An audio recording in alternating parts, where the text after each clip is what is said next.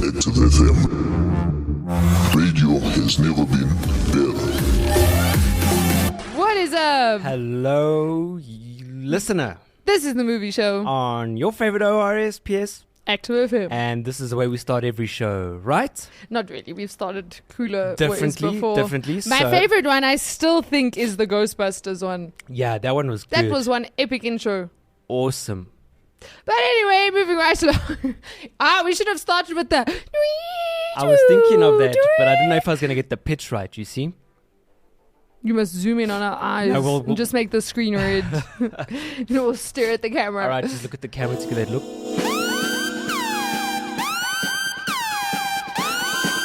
Okay, it'll be done. Go look on the movie show. We did it. There we go. On on the podcast, YouTube. on yes, YouTube, go Active check TV. out.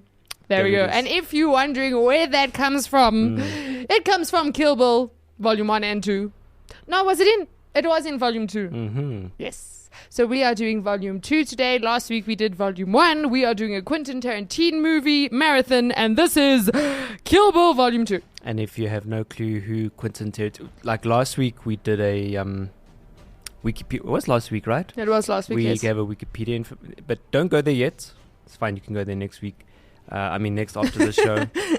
Today we are doing Volume 2. We had to do Volume 2 because we Obviously. did Volume 1 and we are on a Tarantino quest.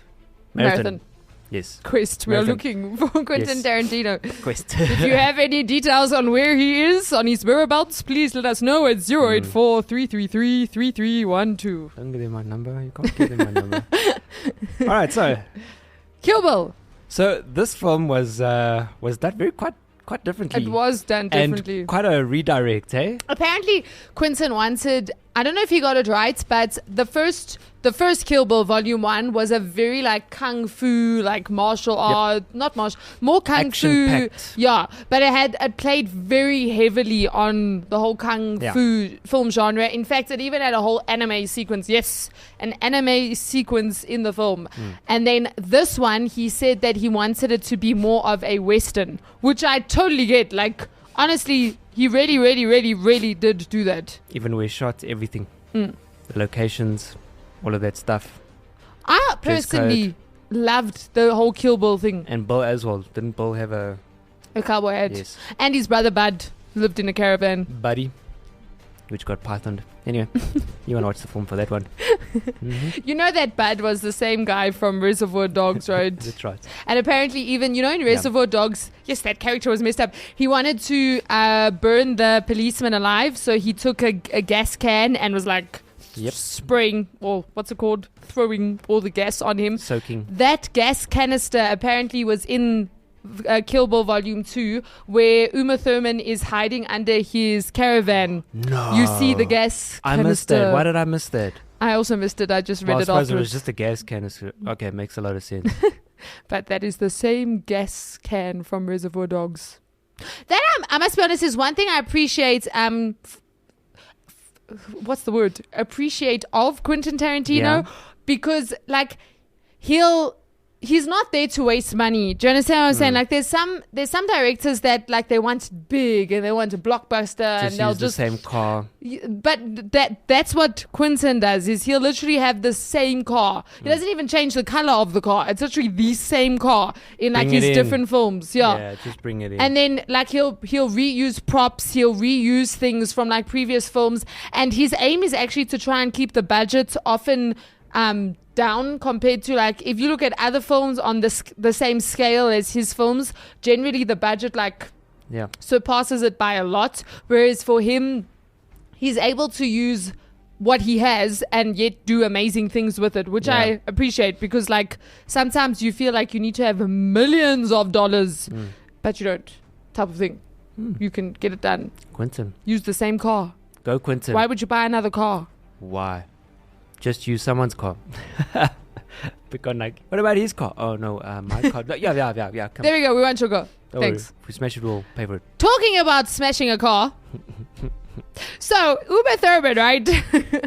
There was a scene where she was driving a car. Yep. There was lots of scenes, actually. I love the start. I love this movie from start to finish. I love the whole Kill Bill. For me, Kill Bill, it's funny. I was talking to Tim, who was on the movie show back then, and he didn't like Kill Bill. He like was just like ultra, yeah. Yeah, wait, hang on. I need to give him a call. What is his number again? 084 was the number I said previously. Okay, so in 2018, right? No, the film didn't come out in 2018. It came out in 2004. But in 2018, Uma Thurman posted footage online of a car accident that occurred in 2002 while filming this movie. At the time, Thurman had voiced her reservations about filming a scene while driving a car over a straight dirt road and had requested for a stunt performer. However, since the scene was not considered to be a stunt and the stunt coordinator was not on set that day, Quentin Tarantino persuaded her to shoot the scene herself. While driving, there was an unexpected turn in the road, causing Thurman to lose control of the car and crash it into a tree, leaving her with a concussion and damaged knees. She tried to obtain the footage as proof, but Harvey Weinstein, if you look at most of Quentin Tarantino's films, he produced a lot of his films, but he's also the one that's been all the sexual misconduct allegations. Yeah, that's right. Yeah, that's him. So he reportedly refused to release it unless she signed a document that would release the company from any liability. Years later, Tarantino finally gave her the footage and helped her come forward in the wake of multiple sexual assault charges against Weinstein, with Thurman also claiming to be one of his victims. Thurman and Tarantino admitted that the incidents had caused a breach in trust, which affected their working relationship for several years, but they reconciled afterwards and remain on good terms ever since. Sure. That's hectic. I know, right? Wow. So it was Harvey who held it back Yeah. because of the... He didn't. Obviously, she could have pressed charges against the. In fact, she should have pressed charges against. I mean, she obtained a concussion and injury to her knees. Do you understand what I'm saying? Like, isn't there surely somewhere in the paperwork? Because I don't know if you know this. Even if you are filming on your own premises, right? You are filming on your own premises. You still have to get a filming permit. A filming permit for your premises. Yeah, I don't get it either. But so, like, if they go into that much detail when it comes to like film contracts, like I really feel like her film contract was breached there. That sounds. I've got a lot. Like, there's so many questions I've got there. And she was only able to obtain the footage in 2018. The filming happened in 2002. I mean, she must have been mad, number one. So how do we continue filming with an actor that is mad and probably got some issues? You know, I told him. Plus, the producer sexually assaulted you. You see? Maybe that's what made Kill Bill Kill Bill. That's what made her... Oh, she was thinking of Harvey Weinstein. Just like really like... You see? You see? Yeah, no shame. Yeah, it's hectic. Yeah, so that's in the car accidents. That's I feel like very there's shocking. always a weird car fact whenever we do a Quentin Tarantino film. Like either his car was stolen and then found years later, or like it's been crashed, or yeah. Now, the score, right? So the film score. Honestly, Kill Bill Volume 1 and Volume 2, the film score was so good. Like, the music was brilliant. Do you know, though, that Robert Rodriguez, who did the film score, he scored the movie for only $1. He was paid $1. He agreed to score the film for $1. Oh. That's why I'm saying is Quentin Tarantino is brilliant at working the budget. I mean... Who pays someone $1 to do a film score for a blockbuster movie? Do you understand what I'm saying? He promised him the next film. So in the next film, Quentin Tarantino repaid him by directing a segment of Rodriguez's Project Sin City, which was released in 2005 for $1. So I like Quentin though, because he'll like be based on relationship. It's like, hey, will you do me this favor? I'll pay you $1 for it. It's becomes, I mean, technically he didn't have to pay him anything, but the fact that he actually got paid $1 for it just says, like, here's your $1, man. Thanks for your hard work. And then like in the next 3 years, he then goes and I feel like I wouldn't spend that $1. I'd keep it as a memento. Hang it up on a wall. Yeah, no. Ta-da! But I got paid for Kill Bill 2. For Kill Bill Volume 2. But I'm sure also they would have maybe not. maybe though there would have been like, because you know what, like once a movie No, makes there's payoff, yeah. yes, so No, there's once payoff. you have a certain percentage that you will receive depending on how much the money makes. I think that's also why, like, for example, not all cases, but why like actors and actresses will go to such like degrees to promote a film, because obviously the more promotion, the wider the reach, and then obviously Yeah. the more payout. Well, you said that he, in return, Quentin Tarantino directed Yes. one of his. So that project would have made Rodriguez an Money. amount of money. Yeah. So in total, it's kind. You didn't have to now pay off a director. The same with Quentin didn't have to now pay off someone to do a film score. score, So yeah. it's, kind of. I make you money, you make me money. Yeah. Can I say one of my favorite moments in the film was when, you know, the chick with the eye patch Yeah. and Uma Thurman are fighting? I heard some cool trivia about that. Yes. Okay, wait, I don't know if I have your trivia. But probably I is. loved how she defeated her with the yes. taking her eye out and the Yes. pose. I was Yes. just like, and she didn't even kill her. Yeah. I suppose, like, what are you going to do after So- that? There's a thing going that if you look at her training that she had with that Chinese master, Pai Mei. that's the one. He trained her in using her hands as a weapon. So if you actually look Yeah. throughout the whole of Kill Bill, like she killed her with using Her hands. her hands, and she killed Bill with her hands as well, using that 5-point palm exploding hot That thing was so cool. tech. It was like And then he was like, he taught you the 5 Of course he did. That was Yeah. one of the best death scenes, though, I must say. just like that. He was like, you know what? Because you were able to do that, I accept death. My only thing was that, yes, and if you also look when she was in the coffin, she used her hand as Yes. Ooh. well. So she used her hand, just she had the sword and then. But if you actually look at, yes, as I've completely lost my point. Anyway, yeah, her hand is a weapon. So yeah, she ends up killing Bill with her hand. I hadn't thought. You were on a trivia note where with the fight scene between Yes. the okay. Oh, well, yes. Okay, yes. there we go. I still thought to myself, how did she leave? Is it Ella? The chick with the eye patch? Yeah, I don't know the character's Yes. name. The actor's name's Daryl Hannah. She left because she left her behind. So I was like, that's not a good idea. Because what if she comes back with 2 eye patches to wipe me out? No, but also like And isn't there talk about Kill Bill Volume 3? Yeah, that's what I heard. There was some notices. I don't think so. yeah, I but don't think so either. I'm just saying. Because Kill Bill wasn't supposed to be Maybe it'll be 2 films. Maybe it'll be Kill Ella. No, wow. It was supposed to be 1 film. In fact, it was planned originally when Quentin Tarantino planned it. He planned for it to be 1 4-hour-long film, because that's what it is. It's 2 2-hour films. So together it's 4 hours. Obviously, I don't think people and movies Nah. and long movies are just like, "Meh." So, I suppose, yeah. Well, you get us, and then you get everyone else. Yeah, basically. Those people out there that whine about long movies. Psh, I mean, come on, man. What's your problem? So they then obviously released it in 2 parts. So technically, Kill Bill Volume 2 is Quentin Tarantino's first and only sequel, because he's never made a sequel to Yeah. any of his films. But at the same time, it's technically not a sequel because it was written as one story. That's why it's Volume 1 and Volume 2. But if you think about it, it is a sequel. Yeah. But Uma Thurman and Daryl Hannah, so Daryl Hannah was the chick with the eye patch, apparently did not get along with each other and reportedly instructed hotel and cinema staff to ensure that they were kept separate from each other during the press tour for Volume 1. And then they were again at odds at the film screening at the Cannes Film Festival and ordered separate areas to be created at the after show party so they wouldn't clash. Then when the 2 women won Best Fight at the 2005 MTV Movie Awards, only Daryl attended. Uma's absence was conspicuous, and considering already that she had gone the previous year to collect the award for her fight in Volume 1.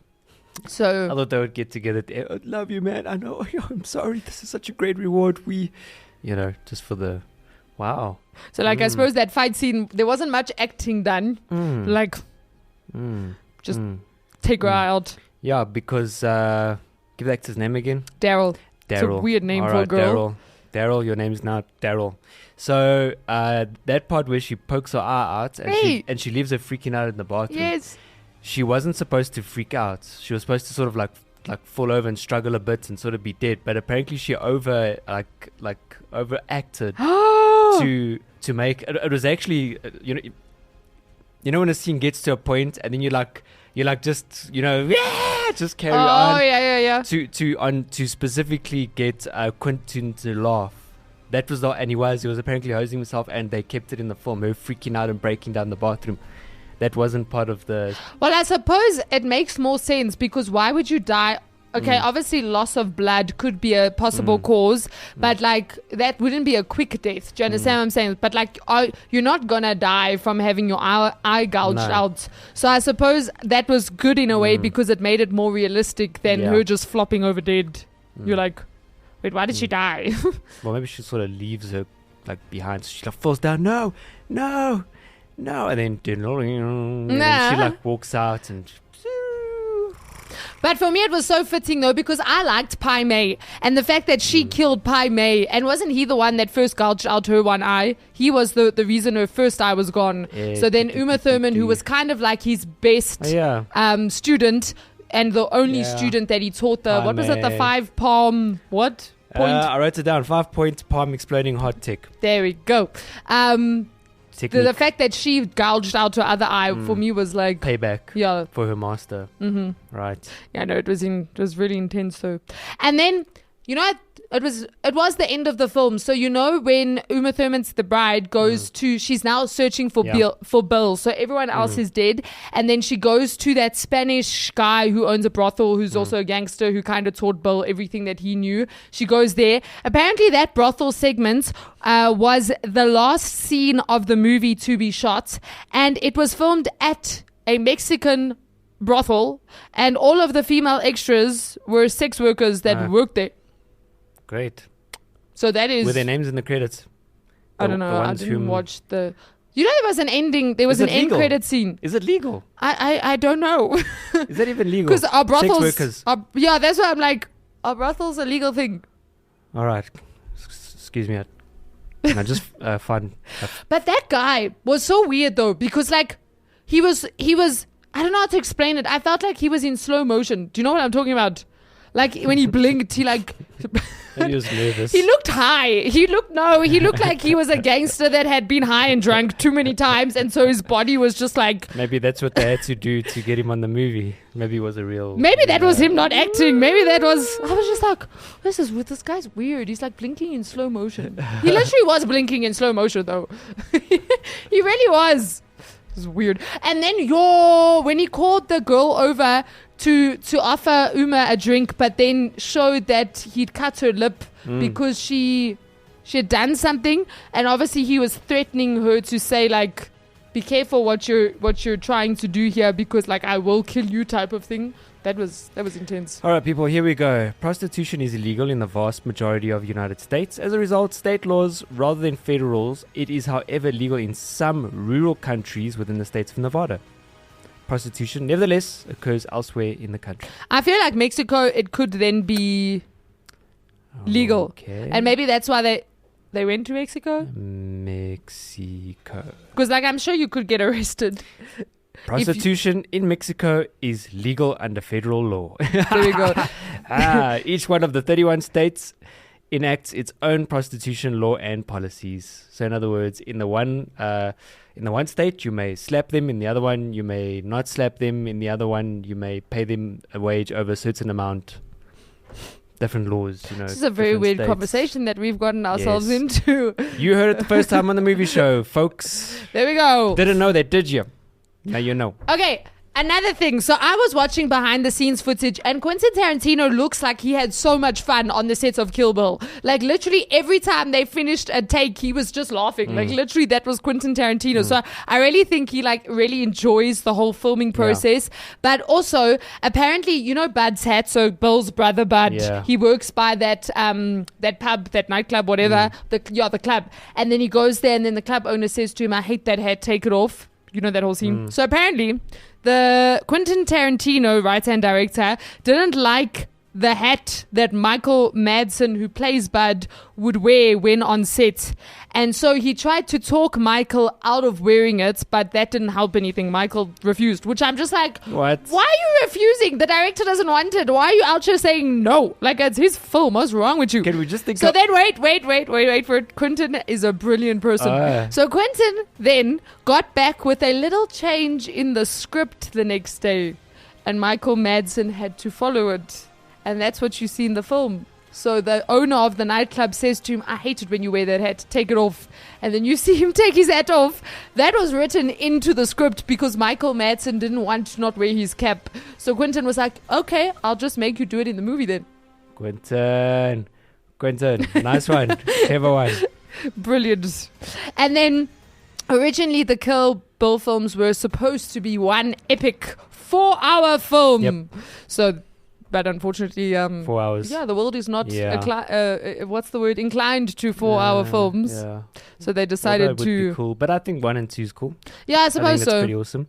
I feel okay. Obviously, in cinemas you can't do this. Like, you can't watch it in parts. But like in normal life, like I know me and you, like we'll watch a film, watch it. and then if something happens and we can't continue, we'll just stop it. Although 4 hours is quite long. Must be quite. You long, watched the 2 hours. I watched. Definitely. I didn't plan to watch Volume 2 in one go. It caught me. I literally was like, just a little bit more, just a little more.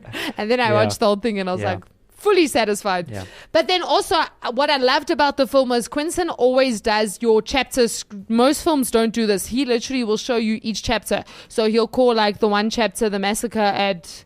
what was it? Wherever she got married, That or place. he'll call it like the different chapter names, and each chapter pays homage to a different film genre, which you get in the movie. Oh, that's cool. It is cool, right? Bit more depth in that. So like the whole where she goes to Pai Mei for her training, like that's definitely like the whole, like training Karate Kid type of And then the whole bad sequence was very like Western, etc., etc. So like I like how he actually like he paid homage to different film genres.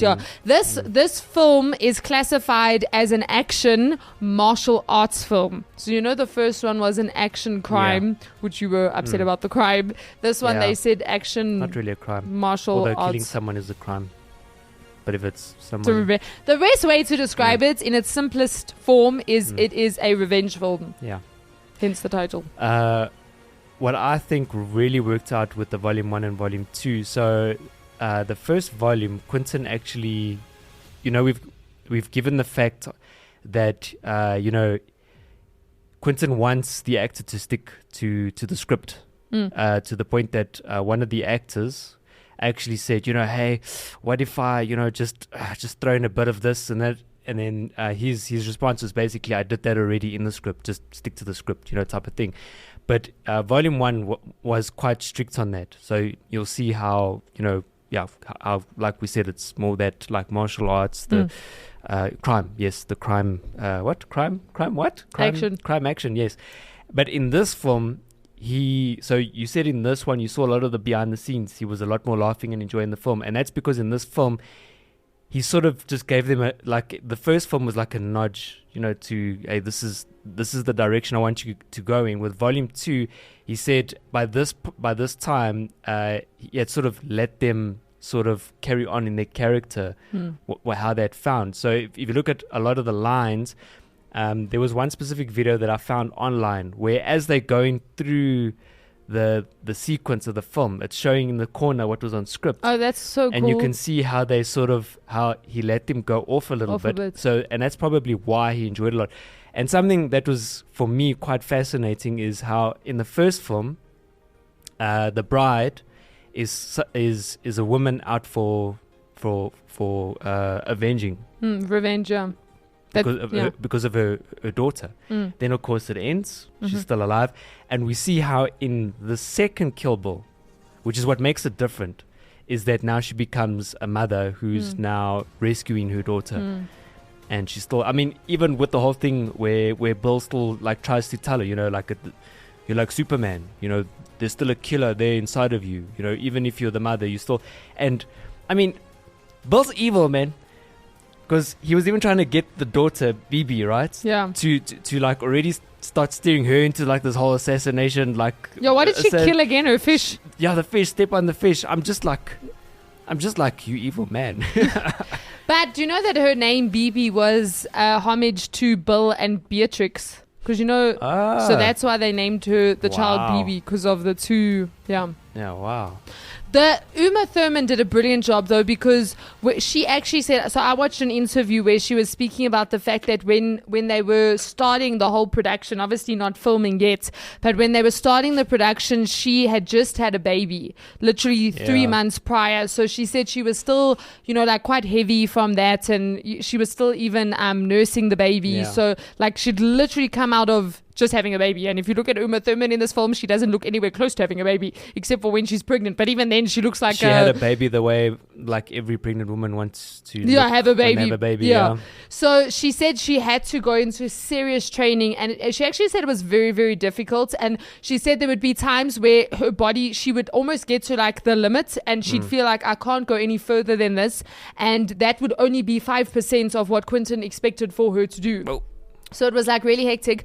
The stunt coordinator that worked with her actually was the same stunt coordinator that worked with Keanu Reeves on the 3 Matrix films. So she got the same stunt coordinator up. But she said that for 3 months prior to the start of shoots, she trained for 3 months. She trained 5 days a week, Monday to Friday, from 9 a.m. to 5 p.m. Okay. She trained the whole day for 3 months. So literally that is like Olympic style training. That is Olympic style training. She could be a martial arts teacher. She really could. In fact, most actors. And she said before that she wasn't much into sports. She liked dancing, but not that she was very good at it. She just liked dancing. But she was always, as a child, she was into theater and drama and acting. And she said she was that child that was too tall for their age. When you're like just awkwardly tall. She started modeling at the age of 15, but obviously that was because like she was super tall and super skinny. Yeah.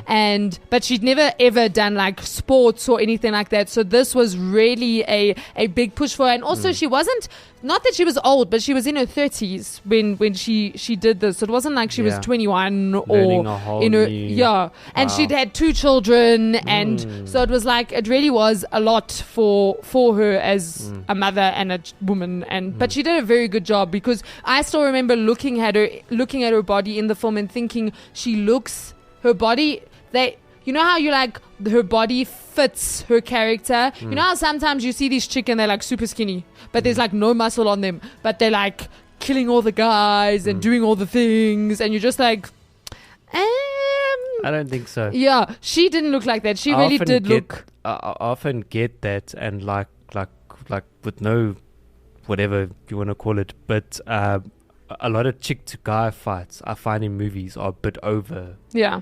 Because it's like, and look, maybe there is, comment below, maybe there is a way that you, in fact, not maybe, there probably are ways that you can use the person's body weight against them, but the way that it's done, you just like you get this like skinny chick, and she gives the guy one kick in the side and then pushes him through a door, and he goes flying through like 3 walls, and it's like this big built oak that can take, and then he's finished, and you're just like, it needs a bit more, For me, Quentin didn't do that with this one. He really didn't. He often would use, so she either was very skilled with her sword, which then easily would kill people regardless of their size, or she'd learn techniques, for example, like the 5 palm thing, where that will kill someone regardless of your size, just because the technique that of is it. More specific to that technique. So she knew death techniques in a way, so she knew how the human body worked and how you could use it against itself, for example. But like even when she gets captured by Bud,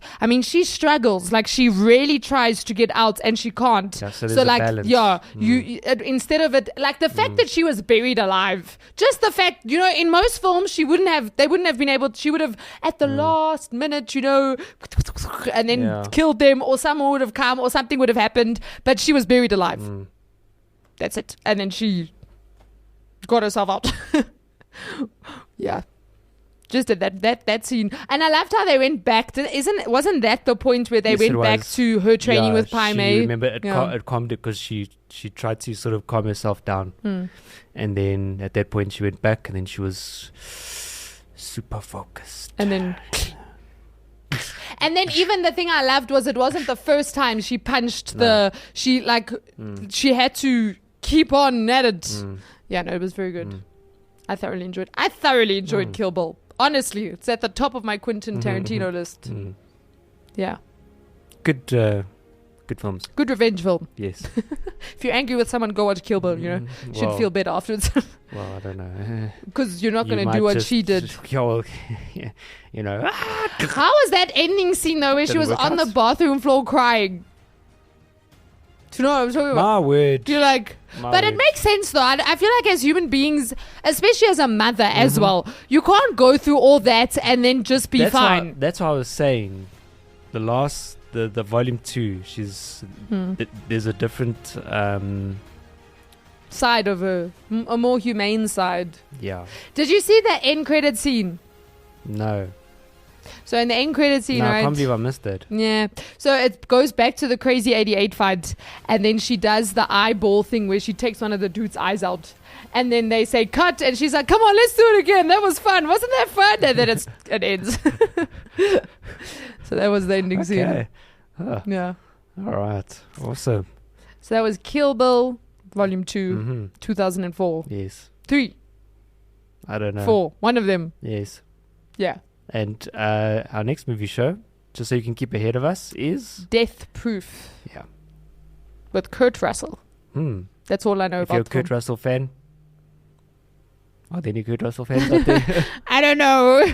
Yeah. Do you even know who Kurt Russell is? If you don't, when you see his face, there it is. If you still don't know who he is, you're young. You need to go watch older movies. Both, because I feel like older people know who Kurt Russell is. They will more. Because he was like the dude, action man and stuff, and the good-looking guy. You know, all the girls are like, "Oh, have you seen Kurt Russell's latest movie?" I mean, the name Kurt Russell, and then they go weak at the knees. Kurt Russell.